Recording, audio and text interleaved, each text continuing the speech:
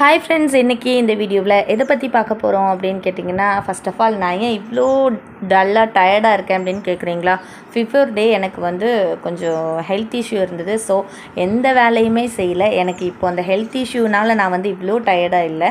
நமக்கு ஒரு உடம்பு சரியில்லை, நம்மளால் ஒரு நாள் ஃபுல்லாக எதுவும் செய்ய முடியல அப்படின்னா மறுநாள் நம்ம வீடே அப்படியே தலைகீழ இருக்கும். அதை பார்த்தாலே நம்ம இன்னும் 2 நாள் படுத்துடலாம் போல் தோணும். ஸோ அந்த நிலமையில தான் எங்கள் வீடு இருக்குது. ஸோ இன்றைக்கி என்னோடய ஃபுல் டே vlog தான் நீங்கள் பார்க்க போகிறீங்க. என்னோடய வீட்டோட நிலைமையை பாருங்கள், அவ்வளோ கன்றாவிய கந்தர் குளமாக இருக்குது. பட் இருந்தாலும் குறை சொல்ல முடியாது. என் ஹஸ்பண்ட் என்னை நல்லா பார்த்துட்டாங்க. அவங்களால என்னெல்லாம் பண்ண முடியுமோ அதை எனக்காக பண்ணி வச்சுட்டு தான் போயிருக்காங்க. பட் இருந்தாலும் இதெல்லாம் அவங்களுக்கு செய்கிற அளவுக்கு டைம் இல்லை பாருங்கள். ஃபுல்லாக ஒரே குப்பை தான். பிஃபோர் டே ஃபுல்லாக க்ளீன் பண்ணவே இல்லை வீடு ஃபுல்லாகவே. ஸோ அதாவது அந்தந்த இடத்துல நான் அதுக்கு முந்தின நாள் எப்படி வச்சுருந்தனோ அப்படியே இருக்குது. ரொம்ப கன்றாவியாக இருக்குது. முத்தம்லாம் பாருங்கள், பெருக்கவே இல்லை, தொளிக்கவே இல்லை. ஸோ ஃபுல்லாக ஒரே டர்ட்டியாக இருக்குது. கலட்டின ட்ரெஸ்லாம் பார்த்திங்க அப்படின்னா அந்தந்த இடத்துலே போட்டு வச்சுருக்காங்க. என் பசங்க ரொம்பவே ஹெல்ப் பண்ணுவாங்க. பிஃபோர் டே கூட நைட்டு எனக்கும் என் ஹஸ்பண்ட் 2 பேர்த்துக்குமே பார்த்திங்க அப்படின்னா தான் அவங்க தான் வந்து தோசை சுட்டு கொடுத்தாங்க. நான் வந்து சாப்பிட்டுட்டு படுத்தேன். என் ஹஸ்பண்டும் தோசை சாப்பிட்டாங்க. நெக்ஸ்ட் டே மார்னிங் பார்த்திங்க அப்படின்னா என் ஹஸ்பண்ட் குக் பண்ணி வச்சுட்டு பசங்களை ஸ்கூலுக்கு அனுப்பிச்சிட்டு எனக்கு வச்சுட்டு போயிருக்காங்க சாப்பாடு எல்லாமே நான் சாப்பிட்றதுக்காக. ஸோ ரைஸ் அண்ட் பார்த்திங்க அப்படின்னா முட்டை குழம்பு செஞ்சு வச்சுருக்காங்க. இப்போ நான் மட்டும்தான் வீட்டில் இருக்கிறேன். அவங்க எல்லாம் ஸ்கூல் போயிட்டாங்க. என் ஹஸ்பண்ட் பார்த்திங்க அப்படின்னா வேலைக்கு போயிட்டாங்க. ஸோ அவங்களால என்ன முடியுமோ அதை செஞ்சுருக்காங்க. பசங்களும் அவங்களால என்ன முடியுமோ அதை வந்து செஞ்சுருக்காங்க. ஸோ நம்ம குறை சொல்கிறதுக்குலாம் ஒன்றும் இல்லை. இந்த மாதிரியான ஃபேமிலி கிடைக்கிறதுக்கு கிட்டத்தட்ட நம்ம கொடுத்து தான் வச்சுருக்கணும். இந்த மாதிரியான ஒரு ஹஸ்பண்ட், இந்த மாதிரியான ஒரு குழந்தைங்க, ரொம்ப சப்போர்ட்டிவான குழந்தைங்க கொடுத்து தான் வச்சுருக்கணும். என் ஹஸ்பண்ட் குழம்புமே பார்த்திங்க அப்படின்னா ரொம்பவே சூப்பராக டேஸ்ட்டாக வச்சுருந்தாங்க. நல்லா இருந்தது. கொஞ்சமாக சாப்பிட்டோம் அப்படின்னா கொஞ்சம் சுறுசுறுப்பாக இருக்கும். ஸோ கொஞ்சம் சாப்பிட்டுட்டு மிஷினில் நம்ம வந்து துணியை போட்டு விட்டுட்டு அதுக்கப்புறமா நம்ம வந்து ஒர்க்கெல்லாம் ஸ்டார்ட் பண்ணலாம். எப்படி இப்போ ஸ்டார்ட் பண்ணோம் அப்படின்னா ஈவினிங் ஆகிடும் அப்படின்னு நினைக்கிறேன். நான் வந்து ரெஸ்ட் எடுத்துகிட்டு ஒரு ஆஃப்டர்நூன் தான் நான் வந்து எந்திரிச்சு வெளியிலவே வந்தேன். வந்து சாப்பிட்டுட்டு ஒர்க்கை ஸ்டார்ட் பண்ண போகிறேன். பசங்க வர்றதுக்கும் நம்ம வந்து க்ளீனாக வச்சுக்கிறதுக்கும் ஃபுல்லாக க்ளீன் பண்ணி முடிக்கிறதுக்கும் டைம் கரெக்டாக இருக்கும் அப்படின்னு நினைக்கிறேன். அப்புறம் நிறைய பேர் என்கிட்ட கேட்டிருந்தீங்க, அக்கா நீங்கள் வாஷிங் மிஷின் எடுத்தேன்னு மட்டும் சொன்னீங்க, ஆனால் காமிக்கவே இல்லை பார்த்தீங்களா அப்படின்னு என்கிட்ட கேட்டிருந்தீங்க. ஸோ நான் வந்து வேர்ல்ஃபுல்லில் 6.5 kg தான் நான் வந்து எடுத்திருந்தேன். ஸோ சின்ன ஃபேமிலி தானே, போதும் அப்படின்றதுக்காக. இதுவே பார்த்தீங்க அப்படின்னா இன்ஸ்டலேஷன் அண்ட் மிஷின் எல்லாமே சேர்த்து எனக்கு ஒரு 20,000 அந்த மாதிரி ஆயிருந்தது. மொத்த செலவுமே சேர்த்து எனக்கு வந்து ஒரு 20,000 ஆயிருந்தது. மிஷின் மட்டும் பார்த்தீங்க அப்படின்னா 15,000 வந்திருந்தது. பாத்திரம் பார்த்தீங்க அப்படின்னா அவங்க குக் பண்ணவே கொஞ்சம் வாஷ் பண்ணி தான் வச்சுட்டு போயிருந்துருக்காங்க. இன்னும் கொஞ்சம் பாத்திரம் மட்டும் இருக்குது. அதை மட்டும் நம்ம வந்து வாஷ் பண்ணி வச்சுக்கலாம்.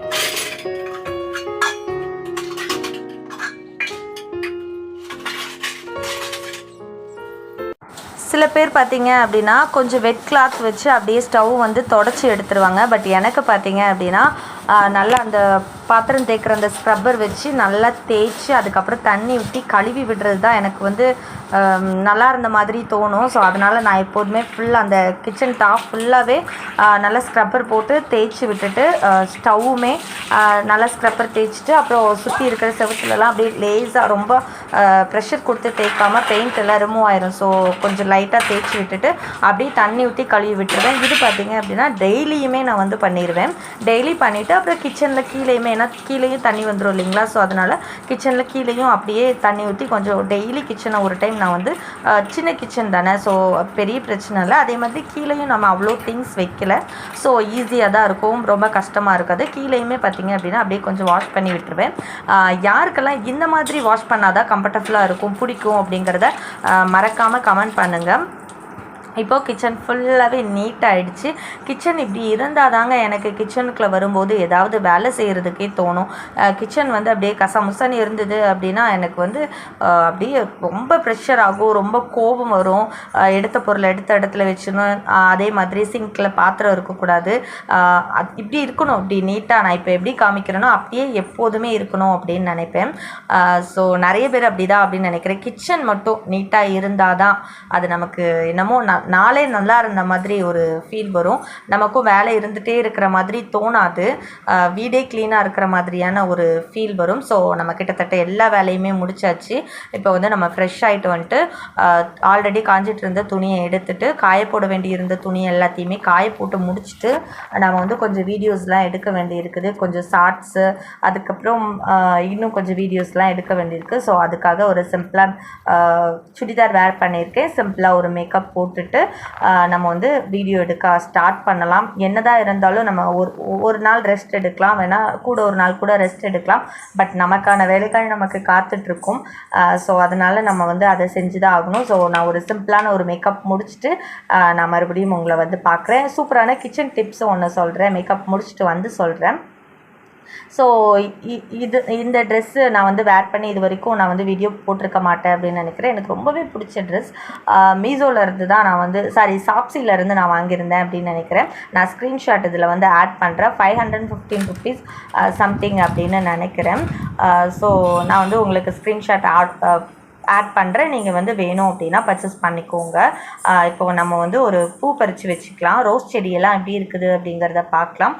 நான் வந்து சொல்லியிருந்தேன், வெளியில் இருந்த ரோஸ் செடி எல்லாத்தையுமே இங்கே எடுத்துகிட்டு மாடிப்படிக்கு பக்கத்தில் வந்து எடுத்துகிட்டு வந்து வச்சுட்டேன். இப்போது வந்து ரோஸ் செடியோட நிலமெல்லாம் எப்படி இருக்குது அப்படின்னு பாருங்கள். அங்கே இருக்கும்போது ரொம்பவே ட்ரை ஆகிட்டு ஏதாவது ஒரு பிரச்சனை இருந்துகிட்டே இருந்தது. பட் இங்கே வந்ததுக்கப்புறம் ஃபுல்லாக எல்லாமே நல்லா புது தளிர்கள் வந்திருக்குது. எல்லா செடியிலையுமே மொட்டுக்கள் வந்திருக்குது. ஸோ என்னோட ரோஸ் செடி எல்லாமே பழைய நிலைமைக்கு திரும்பி வந்துருச்சு. நான் எங்கே எல்லாத்தையுமே மிஸ் பண்ணிடுவணும் அப்படின்னு நினச்சேன். ஒரு 2-3 கலர்ஸ் நான் வந்து மிஸ் பண்ணிவிட்டேன். எல்லாத்தையுமே மிஸ் பண்ணிடுவணும் அப்படிங்கிற மாதிரி எனக்கு ஃபீலாக இருந்தது. பட் இப்போ பார்த்தீங்க அப்படின்னா எல்லாமே எனக்கு பழைய நிலைமைக்கு திருப்பி கிடச்சிட்ருக்குது. முடிஞ்ச அளவுக்கு டைரெக்டாக சன்லைட் படுற மாதிரியான இடத்துல வைக்காமல் கொஞ்சம் சன்லைட்டும் வேணும், அதே சமயத்தில் ரொம்ப சன்லைட் இல்லாத இடத்துல வச்சிங்க அப்படின்னா உங்களோட ரோஸ் செடி நல்லாயிருக்கும் அப்படின்னு நினைக்கிறேன். நான் இப்போது ரோஸ் செடி வைக்க ஆரம்பித்ததுக்கப்புறம் தெரிஞ்சுக்கிட்ட விஷயம் இதுதான். அதிகமான சன்லைட் ரோஸ் செடிக்கு செட் ஆகாது. நெக்ஸ்ட்டு நான் ஒரு கிச்சன் டிப்ஸ் சொல்கிறேன் அப்படின்னு சொல்லியிருந்தேன். பாத்திரம்லாம் நம்ம வாஷ் பண்ணி வச்சுருந்தோம் இல்லைங்களா, நான் வந்து மண் சட்டி எப்படி கேர் பண்ணுவேன் அப்படின்னு கேட்டிங்கன்னா, மண் சட்டியை அப்படியே நம்ம கமுத்திட்டோம் அப்படின்னா அதுலேருந்து ஒரு பேட் ஸ்மெல் வரும். மண் சட்டியில் இருக்கிற ஒரு மைனஸ் பாயிண்ட் அதுதான். ஃபுல்லாக அந்த ஆயில் அப்புறம் அந்த வாட்டர் இதெல்லாம் அப்சர்வ் பண்ணி வச்சுக்கும். ஸோ நம்ம எடுத்து யூஸ் பண்ணும்போது ஸ்மெல் வரும். நான் என்ன பண்ணுவேன் அப்படின்னா, வாஷ் பண்ணி முடிச்சுட்டு இந்த மாதிரி ஸ்டவ்வில் வச்சுட்டு கொஞ்சம் ஒரு மீடியமான ஃப்ளேமில் வச்சுட்டு ஃபுல்லாக ட்ரை பண்ணிட்டீங்க அப்படின்னா அந்த வாட்டரும் வந்து நல்லா ட்ரை ஆயிரும். அதுக்குள்ளே இருக்கிற ஆயிலுமே பார்த்தீங்க அப்படின்னா நல்லா ட்ரை ஆகி உள்ளே பாருங்கள் எதுவுமே இல்லை, சூப்பராக ஆயிரும். ஸோ இதை நீங்களும் மண் சட்டி எந்த மண் சட்டி யூஸ் பண்ணுறதாலும் இருந்தாலும் நீங்களும் இதை ட்ரை பண்ணி பாருங்கள்.